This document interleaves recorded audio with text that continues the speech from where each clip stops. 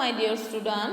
I am your Ruksar ma'am. So, welcome back to my YouTube channel. So, today I am here with the rest of the chapter of Standard 9, that is Framing of the Constitution and its Future. So, if you haven't seen my part 1 video, then I suggest you must go to my YouTube channel and you have to watch my part 1 video. Then after you can go through this video, that is part 2 video. In our part 2 video, today we are going to discuss the pillars of the preamble, okay? Because previously we have discussed that what is constitution and what is the process of framing the constitution, what is preamble and what is the importance of preamble. So, in this video, we are going to discuss the pillars of preamble. So, as always, I suggest you, if you haven't read the chapter, then you must read the chapter once, okay? So, now I am going to explain you the pillars of preamble line by line, okay? The word inscribed in the preamble are "We the people of India, sovereign, socialist, secular, democratic, republic, justice, liberty, fraternity and equality." So the word inscribed in the preamble, जो words preamble में दिए गए, that is "We the people of India", हम क्या है? People of the India, we the people of India, हम भारत के वासी, ठीक है? सोवर्जिन कैसे है? सोवर्जिन है, सोशलिस्ट है, सेक्युलर है, डेमोक्रेटिक है, रिपब्लिक है, जस्टिस है, लिबर्टी है, फर्टेनिटी है एंड इक्वालिटी है, ठीक है? ये सारे वर्ड्स प्रियम्बल में इंस्क्राइब किए गए, ठीक है? कि we the people of India कैसे हैं? This all. Here we will study the following 3 main pillars of the preamble. यहाँ पर हम प्रियम्बल के 3 मेन पिलर्स है उसे डिटेल में डिस्कस करने वाले हैं। Which are they? First one is democracy and the second one is socialist and the third one is secularism, okay? So we are going to discuss it one by one, okay? So first let us see the democracy. What is democracy? Okay, the ultimate sovereignty of power is with the people according to the Indian Constitution. According to the Indian Constitution, हमारा जो Indian Constitution prepare हुआ, frame हुआ, उसके मुताबिक जो ultimate sovereignty यानी जो supreme power है वो किसके हैंड्स में लाइज है? किसके पास है? With the people of India, ठीक है? किसके पास है? According to the Indian constitution जो पावर है इंडियन कंट्री में ultimately lies in the hands of the citizen of India, okay? There is no particular regime of any one particular person. Instead, it is with the people. अभी democratic country है India, तो यहाँ पर कोई भी जो power है particular एक पर्सन के हैंड में नहीं है, ठीक है? It is lie with in the peoples of the India. India में जितने भी लोग हैं सभी के हैंड्स में है, ठीक है? Democracy the word is derived from the Greek word demos means people and the Kratos means power. So now word का मीनिंग आपको बताया गया है डेमोक्रेसी का. सो हियर डेमोक्रेसी वर्ड कहाँ से ड्राइव किया गया है? फ्रॉम द ग्रीक वर्ड से लिया गया है, जिसमें डेमोस का मतलब होता है पीपल एंड क्रेटोस का मतलब होता है power, okay? Countries power is not with in a group of A people, instead it is with the people of the country, okay? Now countries power, अभी हमारे इंडिया कंट्री का power क्या है? Is not with in a group of the people, किसी भी particular group के hand में नहीं है. It is lie with in the hand of the people of the our country. हमारी कंट्री के जितने भी लोग हैं सभी के हैंड्स में, सभी के पास पावर है, ठीक है? Democratic state administration is such an arrangement in which there is equal justice for the people to the social, economical and political. और जो डेमोक्रेटिक स्टेट एडमिनिस्ट्रेशन होता है इंडिया में, उसमें इस तरह की अरेंजमेंट की गई होती है कि सभी को इक्वल जस्टिस मिलता है लोगों को, फिर वो चाहे सोशल एरिया में हो या इकोनॉमिकल एरिया में हो या पॉलिटिकल एरिया में हो, ठीक है? लोगों के पास इक्वल राइट होता है हर चीज़ में पार्टिसिपेशन करने का, ठीक है? In a democratic state administration, okay? Now next paragraph. In democratic India, people elect their leader through their choice by casting vote to represent those leaders in parliament and thereafter assuming the post of prime minister and his her cabinet. Now in democratic India, हमारे democratic India में लोग अपना representative, अपना leader अपनी मर्जी से elect करते हैं बाय कास्टिंग देयर वोट, उनका वोट देकर, ठीक है? जो लीडर उन्हें पार्लियामेंट में रिप्रेजेंट करता है। देयर आफ्टर वो लीडर क्या एज्यूम करता है, प्राइम मिनिस्टर की पोस्ट एज्यूम करता है या फिर कैबिनेट का मेंबर बनता है। ठीक है, executives do not have absolute power. Now अभी ये जो लीडर हम बनाते हैं people's, we the people of India, ठीक है, इनके पास एब्सोल्यूट पावर नहीं होता। ठीक है, they are given specific time limit, उन्हें कुछ स्पेसिफिक टाइम लिमिट के लिए उनको पावर्स दिया गया होता है। किसके through? The people of India. Similarly the voter elect state and the local level government. और इसी तरह से जो लोग होते हैं वो क्या करते हैं, elect state and the local government, state की जो गवर्नमेंट होती है और जो लोकल लेवल की गवर्नमेंट होती है उसे भी बाय कास्टिंग देयर वोट, उनका वोट देकर इलेक्ट करते हैं, सेम प्रोसेस से। Okay, hence democracy means by the people, for the people and of the people. Democracy की सिंपल डेफिनेशन आपको दी गई है। डेमोक्रेसी की सिंपल डेफिनेशन क्या दी गई है? Democracy means by the people, for the people and of the people. लोगों के द्वारा चलने वाली सत्ता, लोगों के लिए और लोगों की सत्ता। ठीक है, the simple definition democracy means by the people, for the people and of the people. ठीक है, क्योंकि अल्टीमेट पावर किसके हैंड्स में होता है डेमोक्रेटिक कंट्री में? It lies with in the hand of the peoples of that particular country. Okay, cabinet consist member of parliament. Now cabinet में क्या होता है? कंसिस्ट मेंबर्स ऑफ पार्लियामेंट होते हैं। ठीक है, cabinet of minister is responsible to the parliament. और जो कैबिनेट मिनिस्टर होता है वो रिस्पॉन्सिबल होता है पार्लियामेंट के लिए। कुछ भी चीज़ होती है पार्लियामेंट में तो कौन रिस्पॉन्सिबल होता है? Cabinet ministers. Okay, any citizen of India who possesses required constitutional eligibility can contest the election. Okay, now any citizen of the India का अगर कोई भी सिटीजन है जिसके पास क्या है, possesses required constitutional eligibility, constitution में जो एलिजिबिलिटी दी है अगर उसके पास वो एलिजिबिलिटी है तो he or she can participate or contest in the election. Okay, parliament के इलेक्शन में वो पार्ट ले सकते हैं। ठीक है, ministerial positions are not acquired hereditary. Now जो मिनिस्ट्रियल पोजीशन होती है वो क्या नहीं करती है? नॉट एक्वायर्ड, किस तरह से हासिल नहीं की जाती है? हेरिडिटरी, वो पोजीशन आप नहीं ले सकते। ठीक है, पहले के ज़माने में ऐसा होता था कि जो राजा होता था, वो जो किंग, उसके मरने के बाद जो उसका सन होता था वो थ्रोन पे बैठता था, राजगद्दी पे। बट हेयर जो मिनिस्ट्रियल पोस्ट होती है वो हेरिडिटरीली नहीं मिलती, उसके लिए आपको इलेक्शन कंटेस्ट करना पड़ता है। ठीक है, उसमें पार्ट लेना पड़ता है, फिर आपको इलेक्शन जीतना पड़ता है। ठीक है, each elected government has 5 year of tenure. Her elected government, जितनी भी इलेक्टेड गवर्नमेंट है उसका 5 ईयर्स का टेन्योर होता है। ठीक है, टाइम पीरियड होता है उसके पोस्ट का।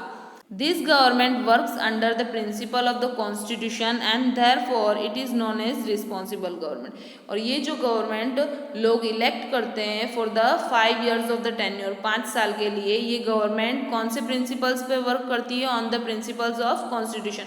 कॉन्स्टिट्यूशन में जो प्रिंसिपल दिया गया है उसके बेसिस पर वर्क करती है। ठीक है, देयरफॉर इसीलिए इस गवर्नमेंट को क्या कहा जाता है? रिस्पॉन्सिबल गवर्नमेंट भी कहा जाता है। ठीक है, the democratic government is based on liberty, equality and feeling of fraternity and continuously work to achieve this goals. Now जो डेमोक्रेटिक गवर्नमेंट होती है वो किस पे बेस्ड होती है? डेमोक्रेटिक गवर्नमेंट इन सारे चीज़ों पे बेस्ड होती है, on liberty, equality and feeling of fraternity. और ये कंटिन्यूस वर्क करती रहती है, कंटिन्यूस काम करती रहती है, किस लिए? टू अचीव दिस गोल्स, ये सारे गोल्स अचीव करने के लिए। ठीक है, now next the constitution. Now turn the page and come on the page number 59. Okay, the constitution disseminates the power to the people to cast their vote according to their free will and thereby instills confidence in the constitution. So dear students, here constitution क्या provide कर रहा है उसके लोगों को? To cast their vote according to their free will, अपनी मर्जी से वो अपना वोट जिस भी लीडर को कास्ट करना चाहते हैं, दे कैन, वो अपना वोट जिस भी लीडर को, उनका जो भी रिप्रेजेंटेटिव है जिसको कास्ट करना चाह रहे हैं तो फ्री विल प्रोवाइड कर रहा है कि वो अपनी मर्जी से जिसे भी वोट देना चाहते हैं वो लोग दे सकते हैं, और इसी वजह से thereby instil the confidence in the constitution में हमारा कॉन्फिडेंस बना हुआ है, ठीक है।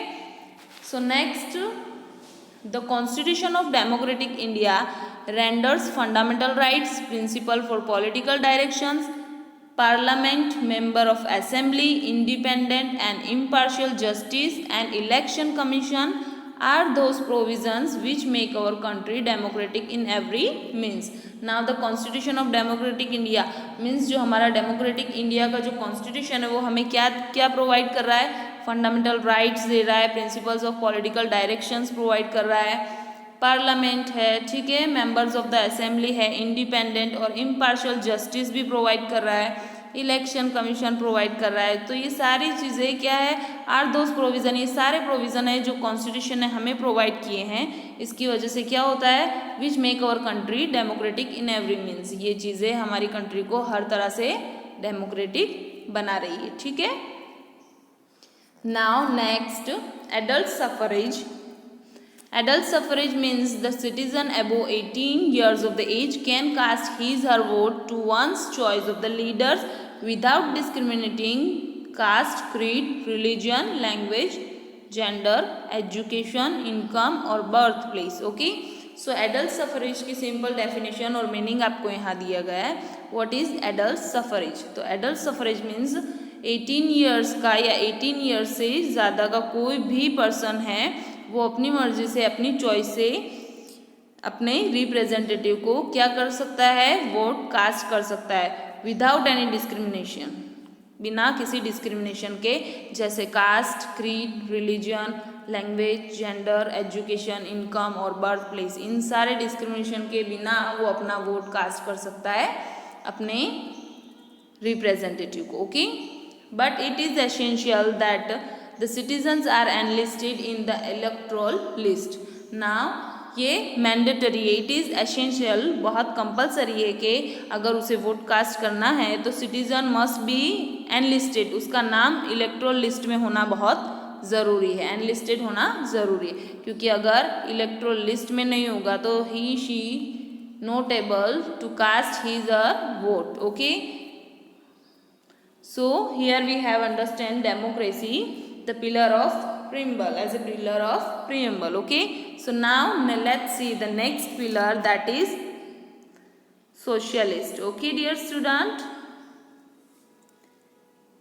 in the year 1976 by 42nd Indian Constitution Amendment. ठीक है, now in the year 1976 में क्या हुआ था, हमारे कॉन्स्टिट्यूशन में 42nd अमेंडमेंट हुआ था. As we discussed earlier, our constitution is flexible. कैसा है वो, फ्लेक्सिबल है, उसमें पीरियडिकली चेंजेस होते रहते हैं. ठीक है, 1976 में 42nd टाइम्स इंडियन कॉन्स्टिट्यूशन में अमेंडमेंट हुआ था, यानी कुछ चेंजेस हुए थे. ठीक है, constitution of India added in the 42nd amendment the word socialist. ना 42nd अमेंडमेंट जो हो रहा था उस टाइम में कौन सा वर्ड इंडियन कॉन्स्टिट्यूशन में ऐड हुआ, द वर्ड सोशलिस्ट. ठीक है, most of the provisions in the constitution of India directly और इनडायरेक्टली शो सोशल रिवोल्यूशन. ठीक है, नाउ क्या हो रहा है, which brought social and economic equality and further the aim of welfare state. Now देखो, most of the provision in the Indian constitution of India, Indian constitution के बहुत सारे ऐसे प्रोविजंस हैं जो डायरेक्टली और इनडायरेक्टली क्या बता रहे हैं, सोशल रिवोल्यूशन मीन्स सामाजिक क्रांति बता रहे हैं. ठीक है, विच वर्ड, जिसकी वजह से क्या होता है, क्या आता है, सोशल और इकोनॉमिक इक्वालिटी आ रही है. ठीक है, कंट्री में, and further the aim of state welfare, और उस चीज़ का एम क्या है कि स्टेट का वेलफेयर करना. ठीक है, उसका डेवलपमेंट करना. The principles of socialistic pattern direct social, economic and political equality for the citizen as given in the preamble. ठीक है, जो प्रिंसिपल है सोशलिस्टिक पैटर्न के, वो क्या कर रहे हैं, क्या प्रोवाइड कर रहे हैं, सोशल, इकोनॉमिक और पॉलिटिकल इक्वलिटी प्रोवाइड कर रहे हैं इंडियन सिटीजन को, जैसा प्रिम्बल में दिया गया है, बिल्कुल वैसे.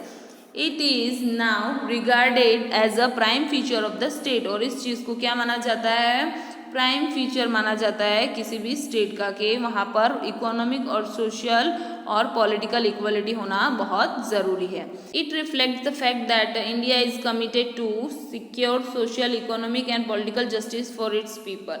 नाउ ये वर्ड सोशलिस्ट, ये जो सेकेंड पिलर है, इट रिफ्लेक्ट्स, ये एक फैक्ट बता रहा है कि इंडिया ने कमिट किया है, कमिटेड, इंडिया हैज़ कमिटेड मतलब वो सिक्योर करती है social economic and political justice उसके लोगों के लिए, ठीक है। Stand for abolishing all forms of exploitation as well as securing equitable distribution of income, resources and wealth. India stand हुई है उसके इंटीरियर कंट्री के अंदर जितने भी एक्सप्लॉयटेशन के फॉर्म्स है उसे एबोलिशन खत्म करने के लिए, एज वेल एज वो क्या कर रही है, सिक्योर कर रही है इक्विटेबल डिस्ट्रीब्यूशन ऑफ इनकम, वो इक्विटेबल डिस्ट्रीब्यूशन कर रही है इनकम का या फिर रिसोर्स हो या किसी भी तरह की वेल्थ हो, ठीक है। Any one particular person should not have power over all the asset. Instead, everyone should have equal opportunity by getting the facility and the provisions from society and thereby eliminating the discrimination of rich and poor. ठीक है, any one, किसी भी particular person के पास power नहीं है कि किसी भी सारी एसेट्स का उसकी फैसिलिटी लेना, ये सब कुछ, ठीक है। सभी लोगों को इक्वल अपॉर्चुनिटी दी जाती है कि उसे वो फैसिलिटी मिले, उस प्रोविजंस की, उस रूल्स रेगुलेशन की उसे फैसिलिटी मिले, ठीक है, from the society and get and thereby, और उसमें से क्या कर रही है वो रिच पुअर का जो डिस्क्रिमिनेशन है हटा रही है, ठीक है, उसे एलिमिनेट कर रही है। Therefore, we can say that Constitution of India is socialistic document, और इसी के बेसिस पे से हम कह सकते हैं कि जो इंडिया का कॉन्स्टिट्यूशन है वो एक सोशलिस्टिक डॉक्यूमेंट है। कैसा डॉक्यूमेंट है?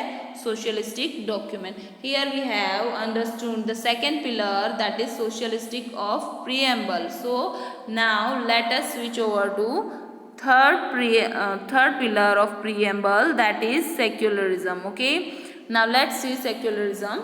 Secularism in the year 1976 by 42nd Indian Constitution Amendment, the word secular was inserted. Now 1976 में जब 42nd टाइम इंडियन कॉन्स्टिट्यूशन में अमेंडमेंट हो रहा था तो उसी वक्त सोशलिस्ट वर्ड के साथ कौन सा वर्ड ऐड किया गया था? सेक्युलर वर्ड भी इंसर्ट किया गया था कॉन्स्टिट्यूशन की interior. Okay, India is a secular country. अभी इंडिया एक सेक्युलर कंट्री है। कैसी कंट्री है? Secular. Okay, India can never become one particular religion country as per the provision of the constitution. हमारे कॉन्स्टिट्यूशन में जो प्रोविजन दिया है उसके मुताबिक इंडिया कभी भी एक पर्टिकुलर रिलीजन की कंट्री नहीं बन सकती, ठीक है। India does not follow any one particular religion. India country कोई भी एक पर्टिकुलर वन रिलीजन को प्रमोट नहीं कर सकती, ना उसको फॉलो कर सकती है, ठीक है। So the country never promotes any religious activity. आप देख सकते हो कि इंडिया एकमात्र ऐसी कंट्री है जिसमें आपको अलग अलग रिलीजन के लोग देखने मिलेंगे। मुस्लिम्स लोग होंगे, देन आफ्टर हिंदूज होंगे, क्रिश्चियंस होंगे, ठीक है। सो इंडिया कभी भी किसी भी एक रिलीजन को प्रमोट नहीं कर सकती है। So the country never promotes any religious activity. So India किसी भी रिलीजियस एक्टिविटी को प्रमोट नहीं करती है, ठीक है। इंडिया के इंटीरियर जो गवर्नमेंट है वो किस तरह की गवर्नमेंट है? डेमोक्रेटिक गवर्नमेंट है, और वो किसी भी रिलीजियस एक्टिविटी को प्रमोट नहीं करती है क्योंकि यहाँ पर वो सभी को इंडियन सिटीजन के तौर पर देखती है, ठीक है, और not on the basis of the religion.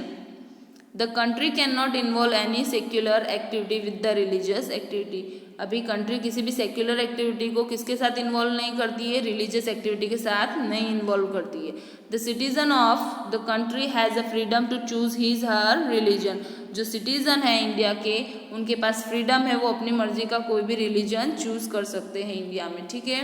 The country can not discriminate a citizen on the religious basis. और हमारी जो कंट्री है इंडिया, वो उसके किसी भी सिटीजन को डिस्क्रिमिनेट यानी उसमें भेदभाव नहीं कर सकती है on the basis of religion.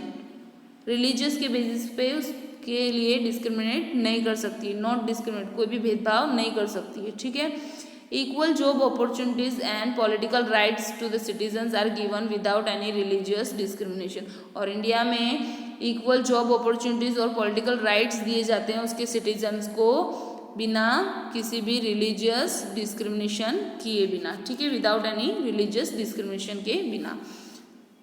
In this way secularism is the basic foundation and mandatory feature of the constitution. इसी तरह से जो सेक्युलरिज्म है वो क्या है, बेसिक फाउंडेशन और मैंडेटरी फीचर है हमारे कॉन्स्टिट्यूशन का। ठीक है, सर्वधर्म समदृष्टि एंड सर्वधर्म संभव, सारे धर्मों को समान दृष्टि से देखना है और सारे धर्म संभव है, are the principle incorporated in the constitution. ये प्रिंसिपल किसमें इनकॉर्पोरेटेड है, किसमें है, हमारे इंडियन कॉन्स्टिट्यूशन में है।